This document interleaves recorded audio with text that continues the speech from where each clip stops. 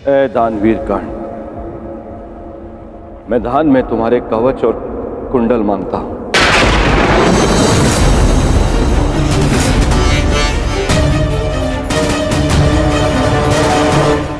जो आज्ञा है त्रिदेव, आपने मुझसे दान नहीं मांगा, बल्कि मुझ पर उपकार किया है। एक सूत पुत्र के पास स्वर्ण कवच रहने का क्या लाभ?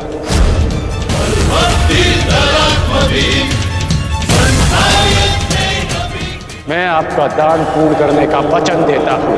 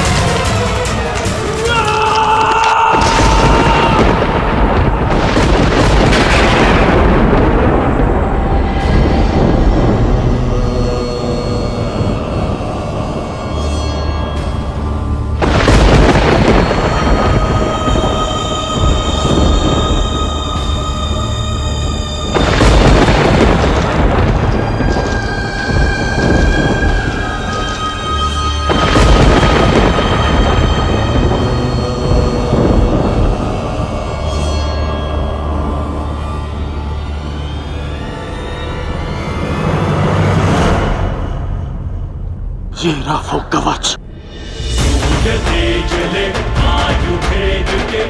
जिसके कारण आपके पुत्र के चिंता के बाण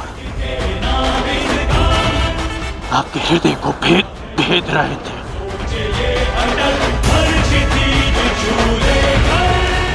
दान स्वीकारिए इंद्रदेव।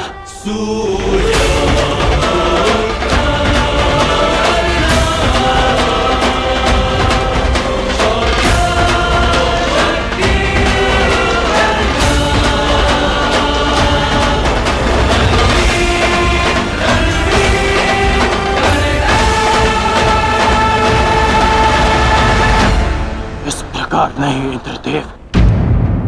तो किस प्रकार पुत्र? दान स्वीकारने के लिए अपने वास्तविक रूप में आइए इंद्रदेव।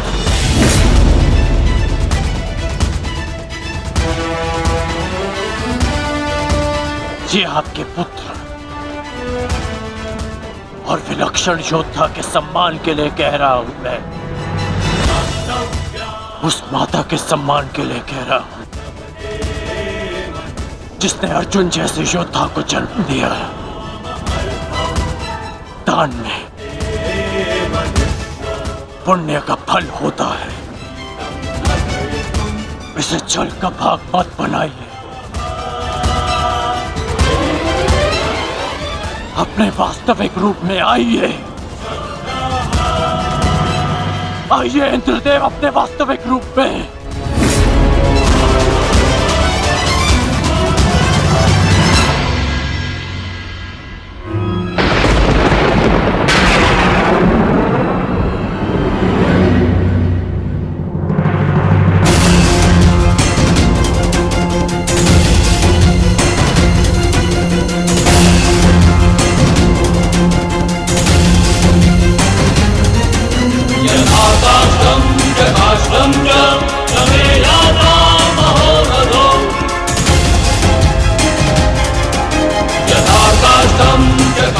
कवच ग्रहण कीजिए इंद्रदेव।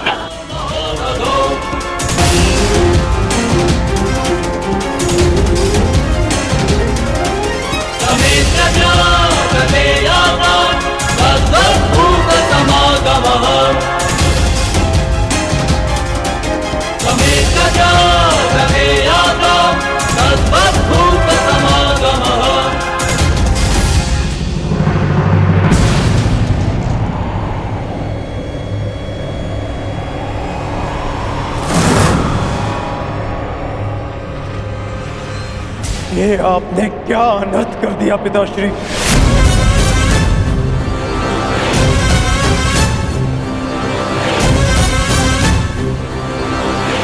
क्यों? क्या आवश्यकता थी आपको इसकी, जो आपने कर्ण से उसका कवच कुंडल छीन लिया?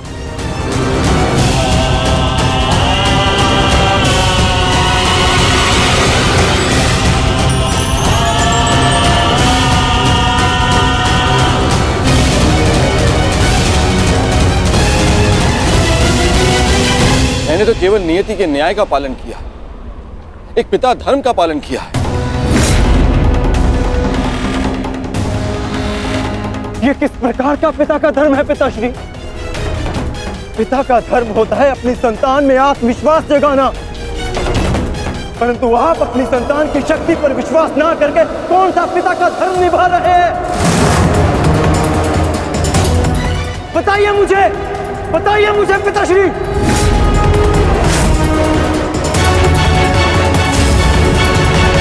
अर्जुन, मैं तो केवल तुम दोनों के बीच होने वाले युद्ध में शक्ति का संतुलन बना रहा था। जब तक कर्ण के पास एक कवच और कुंडल थे, तब तक तुम्हारा कोई भी प्रहार कर्ण पर प्रभाव ना करता। जबकि तुम्हारे पास ऐसी कोई दैव्य ढाल नहीं। आज मैं तुम दोनों के मध्य न्यायपूर्ण ध्वंस चाहता था। न्याय नहीं, छल किया है आपने पिताश्री। छल करके आपने कर्ण से दान में उसकी ढाल मांग ली। महान बनने के लिए मित्रों की आवश्यकता होती है और उससे भी अधिक महान बनने के लिए प्रबल शत्रुओं की। परंतु आपने तो मेरे शत्रु को निर्बल बनाकर मेरा मान ही कम कर दिया। मुझे आपसे ऐसी आशा नहीं थी पिताश्री। पहले एकलव्य के साथ अन्याय, उसका अंगूठा छीन कर उसे बाण संधान करने के लायक नहीं छोड़ा आचार्य द्रोण ने, और अब आपने अंगराज से उसका कवच छीन लिया। क्यों? क्या आपको मेरी शक्ति पर इतना भी विश्वास नहीं था जो आपने इतना बड़ा छल किया पिताश्री?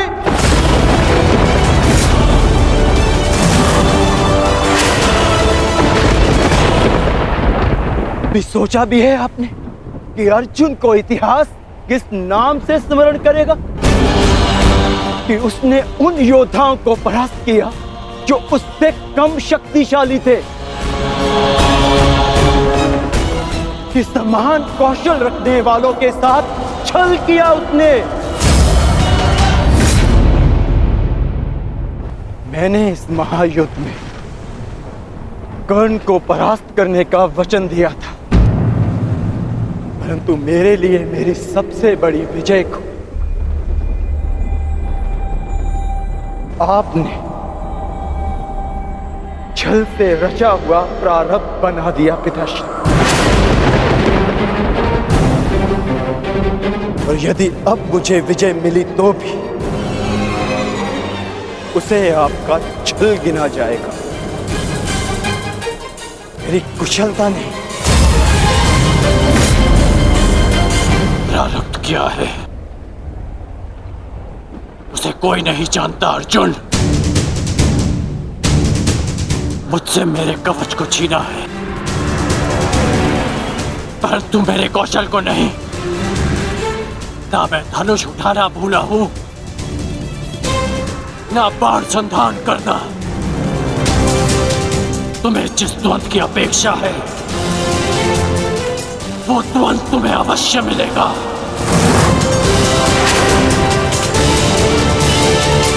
स्मरण रखिएगा पिताश्री,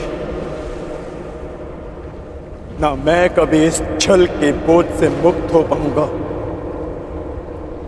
और ना ही कभी आप इस अपराध बोझ से।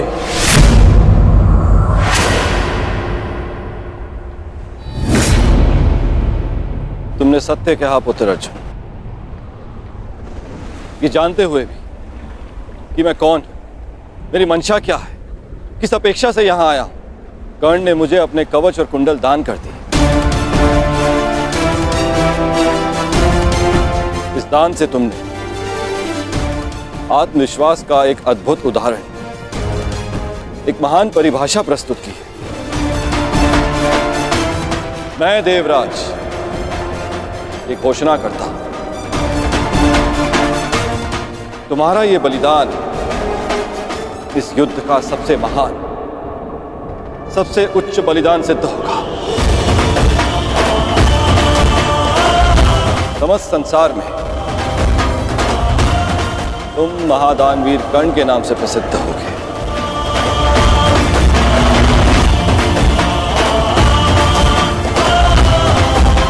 परंतु तुम्हारे इस दान का बोझ बहुत भारी है। इस बोझ के भार के कारण मैं स्वयं से दृष्टि नहीं मिला पा रहा हूं कर्ण।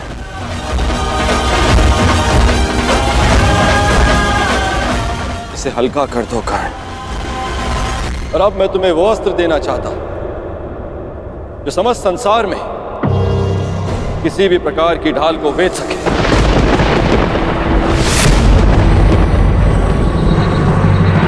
आप मेरे दान का उपहास उड़ा रहे हैं इंद्रदेव। ये एक दान था, कोई व्यापार नहीं। यदि आप कवच कुंडल के स्थान पर मेरे प्राण भी मांगते तो मैं प्रसन्नता से दे देता। मैं एक सूत पुत्र हूं और मेरे पिता ने मुझे सदा देना सिखाया है, लेना नहीं।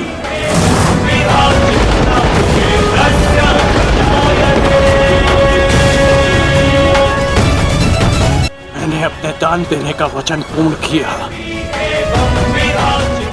मेरे लिए यही पर्याप्त है। मुझे आपसे कुछ नहीं चाहिए। यदि तुमने मुझसे कुछ नहीं मांगा तो देवराज होने के नाते इस सृष्टि में मैं अपना सम्मान खो बैठूं। यदि मैंने तुम्हें कुछ नहीं दिया तो मैं स्वयं को कभी क्षमा ना कर पाऊंगा। मैंने दान के रूप में तुमसे तुम्हारी ढाल छीन ली। मांगो, मांगो जो वरदान मांगना है मुझसे।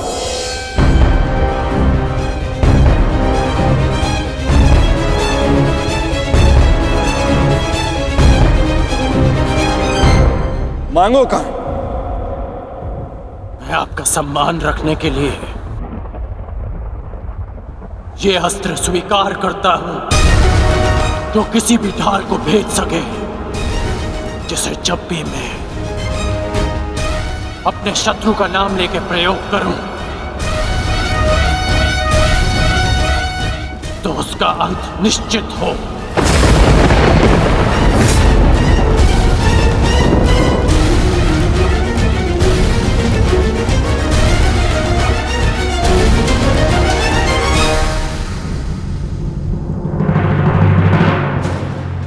ठीक है, मैं तुम्हें अपनी अमोघ वास्तवी शक्ति प्रदान करता हूं।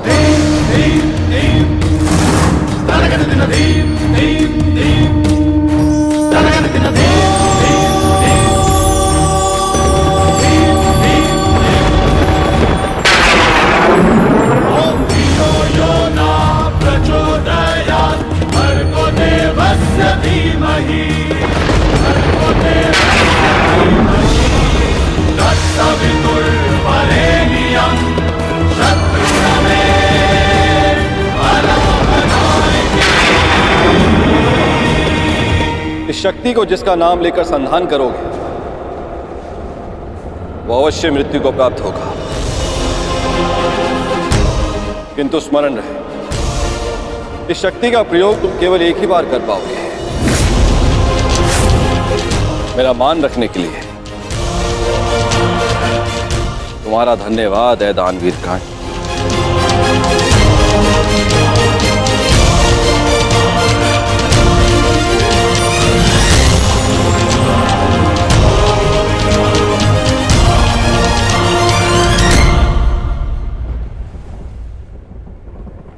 मैंने सदैव यही चाहा था कि तुम्हारा वध मैं तब करूं जब तुमने कवच धारण किया। ये कवच मेरा कौशल, मेरी प्रतिभा नहीं। ये कवच छीनने के पश्चात अब ये द्वंद समान है, परंतु तुम सावधान रहना, क्योंकि इस अस्त्र का प्रयोग मैं तुम पर ही करूंगा।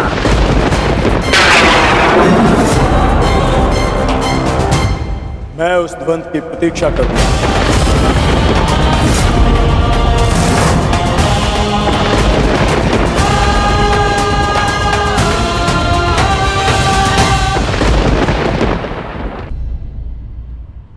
ये कवच मेरा कौशल, मेरी प्रतिभा नहीं। ये कवच छीनने के पश्चात अब ये द्वंद समान है, परंतु तुम सावधान रहना, क्योंकि इस अस्त्र का प्रयोग मैं तुम पर ही करूंगा। मैं उस द्वंद की प्रतीक्षा करूंगा।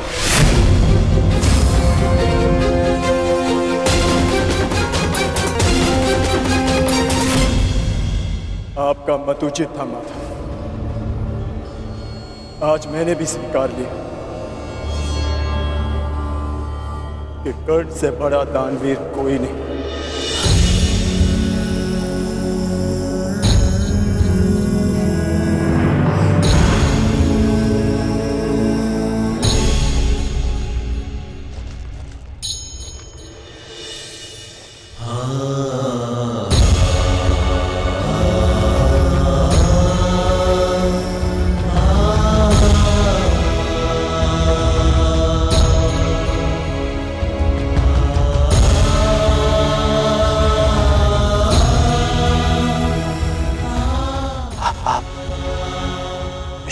नहीं है सूर्यदेव। आपका पुत्र पीड़ा में नहीं, चल पूर्ण कर दे क्या?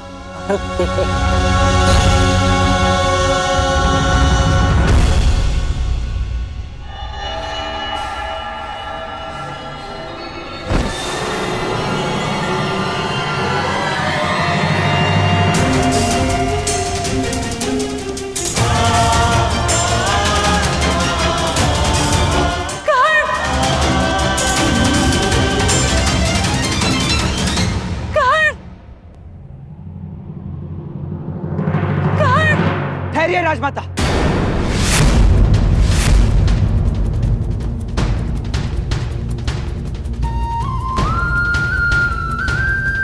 पिताश्री,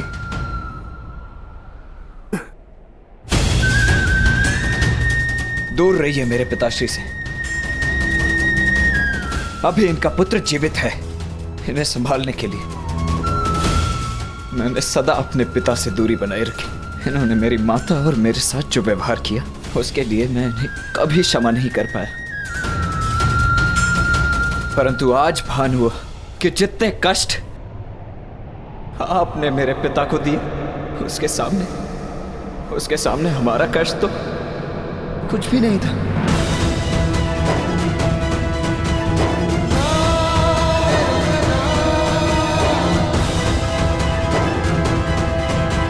मुझे इन्हें चिकित्सा के लिए शिविर ले जाना होगा।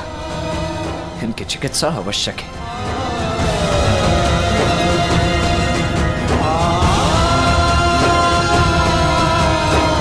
पिताश्री, मैं आपको कुछ नहीं होने दूंगा। मैं वचन देता हूं, आपका पुत्र आपके साथ है।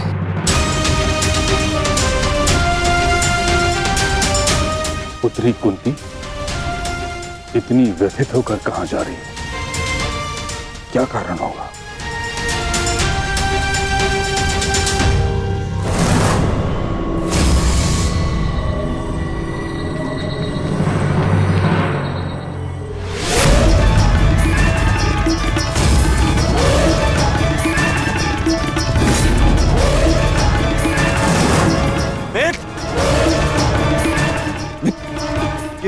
ये क्या हुआ इसे? लिटाओ इसे। आओ कर।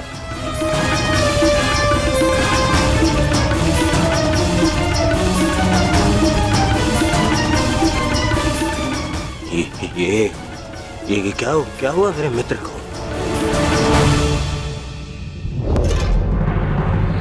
विश्वसेन, मेरे मित्र की ये दशा किसने की? मैं प्राण ले लूंगा उसके। मैं कुछ पूछ रहा हूं। क्या हुआ? क्या हुआ? मैं आपको सब कुछ बताता हूं।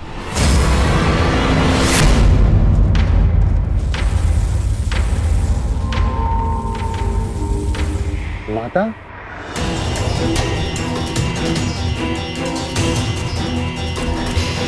प्रणिपात माता। आप अचानक यहाँ पे? सहदेव, शीघ्र में सब चलो। परंतु कहाँ माता? ये सिद्ध करने के लिए केवल तुम मुझे माता कहते हो, हृदय से भी मानते हो।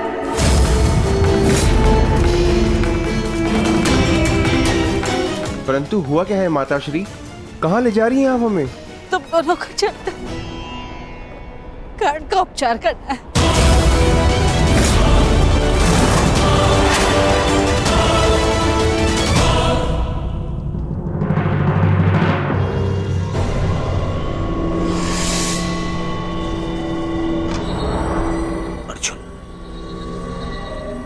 ये छल उस अर्जुन ने किया है। वो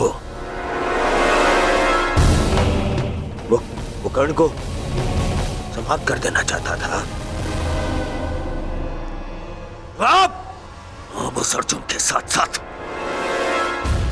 उन पांडवों को भी समाप्त कर दूंगा मैं।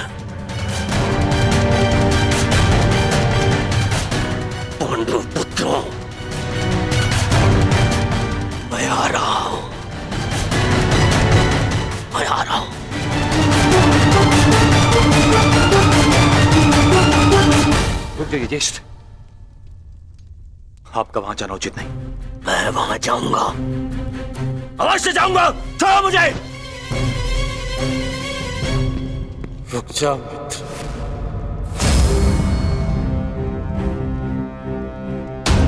जो तुम सोच रहे हो वो भूल के भी मत करना।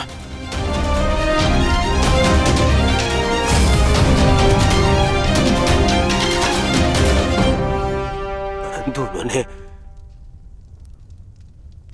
तुम्हारे साथ में छल किया मित्र। मेरा मित्र मेरी जीवन की सबसे बड़ी शक्ति छीनना चाहा उन्होंने, और अब उन्हें लगता है कि वो हमारा नाश कर देंगे। कैसे?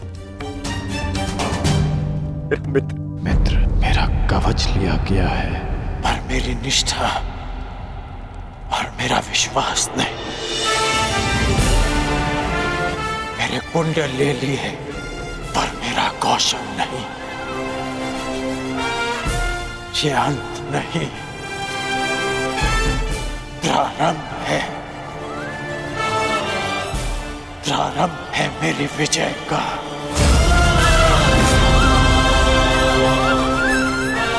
ये क्या कह रहे हो मित्र? हाँ,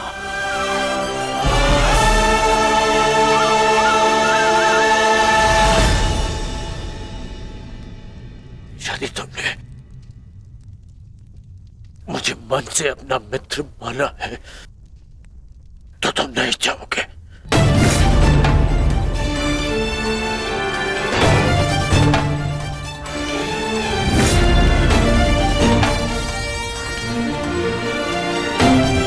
मैं जाकर चिकित्सक को ले आता हूं।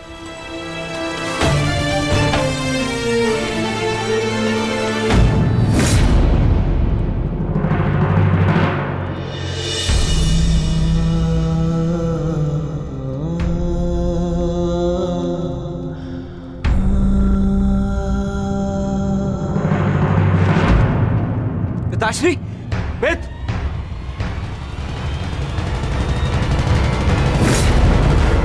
ये आप क्या कह रही है माता? कर्ण हमारा शत्रु है और हमारे भ्राता अर्जुन के प्राणों का प्यासा है वो, और आप चाहते हैं हम उसका उपचार करें? और वैसे भी बड़ा शूरवीर बनता है, हम भला उसकी सहायता क्यों करें? क्योंकि कर्ण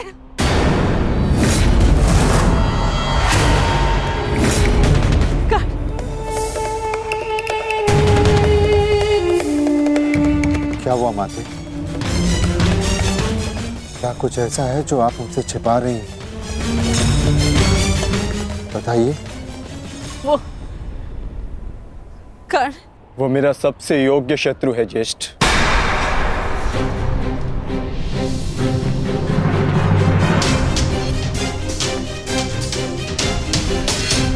उसे अधिकार है युद्ध क्षेत्र में स्वस्थ होकर अपना कौशल दिखाए, ताकि मैं भी उस पर अपना कौशल सिद्ध कर सकूं।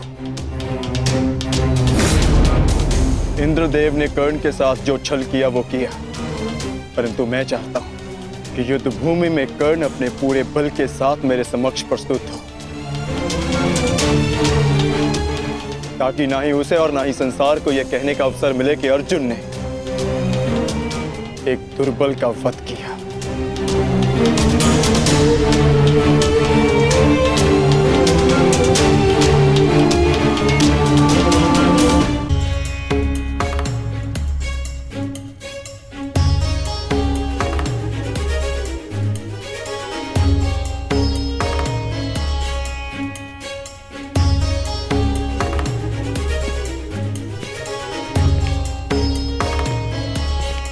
क्षमा करें युवराज, क्योंकि अंगराज के शरीर पर घाव अधिक गहरे हैं, इसलिए मैं उनकी रक्षा नहीं कर सकता।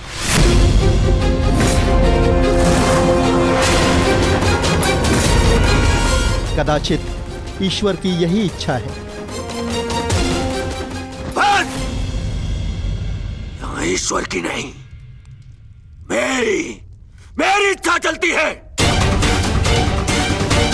और मेरा मन ये कहता है कि यदि मेरे मित्र को कुछ भी हुआ सबसे पहले ईश्वर के दर्शन तुम करोगे। आप समझने का प्रयास कीजिए युवराज। अंगराज के शरीर पर कवच और कुंडल दिव्य थे जो उनके शरीर से जुड़े थे। यूं मान लीजिए उनके शरीर का अंग ही छीन लिया गया।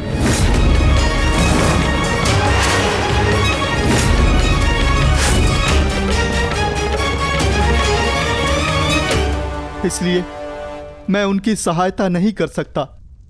मेरा उपचार उनके लिए असंभव है युवराज। परंतु हमारे लिए संभव है।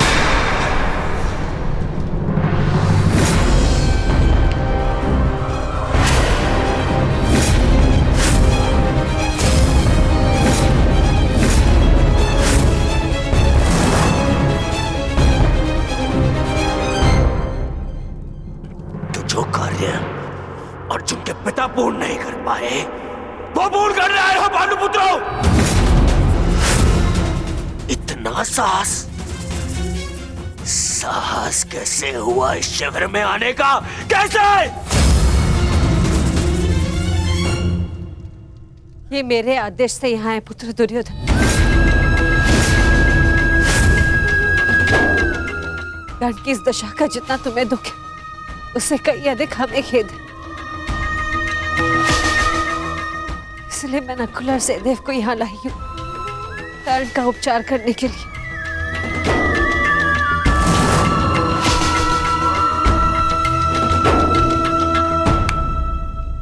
धन्यवाद, परंतु मुझे आपकी सहायता की आवश्यकता नहीं है। आप जा सकते हैं।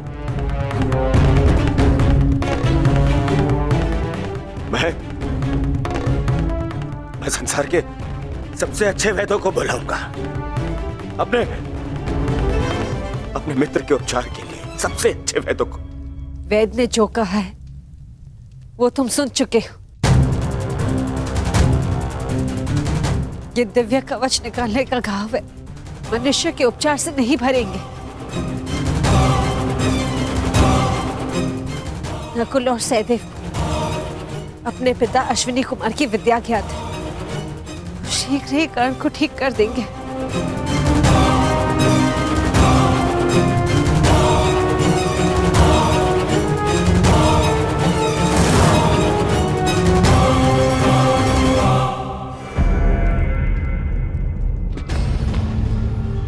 कर्ण को कुछ भी हो गया तो उसका उत्तरदायित्व कौन लेगा? इसका उत्तरदायित्व मैं लेता हूं दुर्योधन।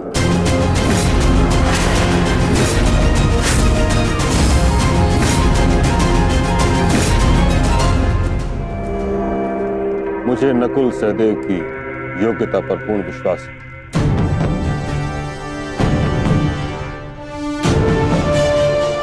हम अधिक समय व्यर्थ नहीं कर सकते। कर्ण के पास समय शेष नहीं। मैं अपने मित्र के प्राण अपने शत्रु के हाथ में नहीं दे सकता। बस। परंतु एक पुत्र का दायित्व एक माता को तो दे सकते हो ना दुर्योधन पुत्र। कर्ण ने सदा मुझे मां के सम्मान का आदर किया है। मैं भी सदा उसकी हितैषी रही हूं।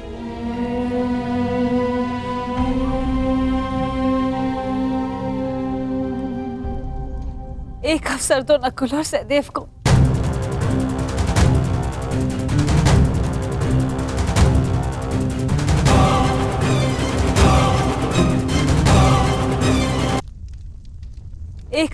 नकुल और सहदेव को। ठीक, उपचार आरंभ करो।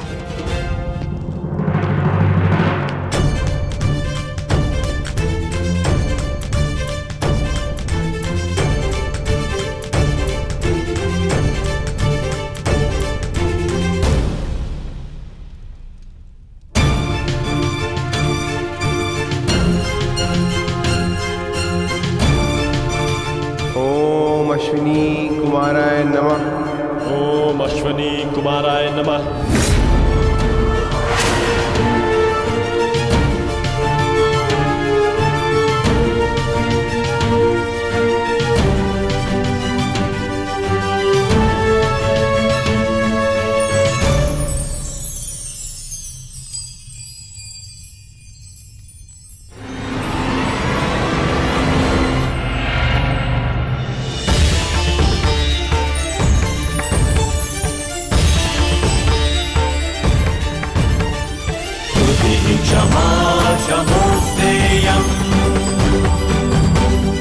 शौचमिन्द्रिय निग्रहा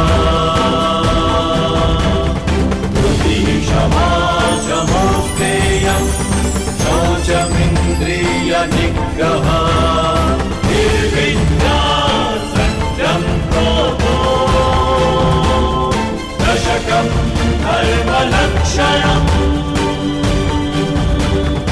निर्विद्या सत्यं क्रोधो दशकं धर्मलक्षणम् दशकं धर्मलक्षणम् दशकं धर्मलक्षणम्।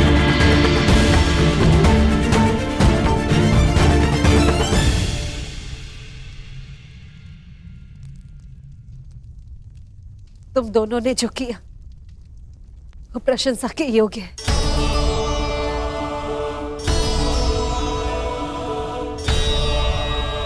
अब प्रस्थान करो।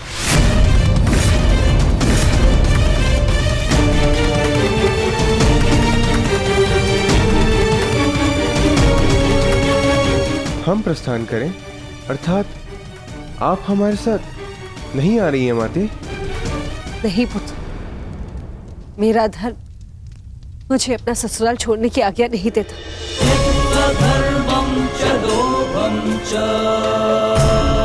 मुझे यही कौरव शिविर में रहना होगा। हम युद्ध की चौखट पे खड़े हैं माता श्री, हम आपको शत्रु शिविर में नहीं रहने दे सकते। मेरी रक्षा का दायित्व तुम ताजश्री और कर्ण पर छोड़ दो।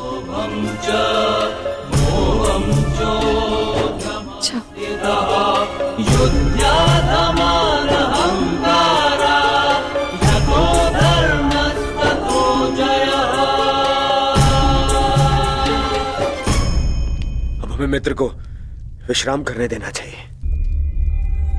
चलिए यहाँ से।